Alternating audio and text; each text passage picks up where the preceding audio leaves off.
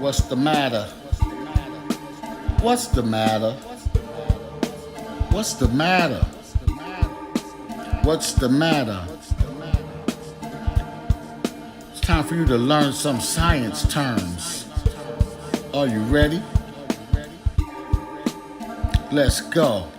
When you come to my science class, the measurement of matter is called mass. If I fill a space up, a cup or a room, the definition is volume. I hope you're listening intensely. The amount of matter in a space is density.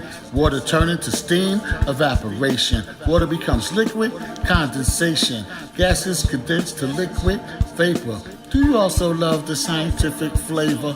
Solids, liquids, and gases, states of matter. And if you eat too much cake, you get fatter. But I digress. When you study science, just do your best.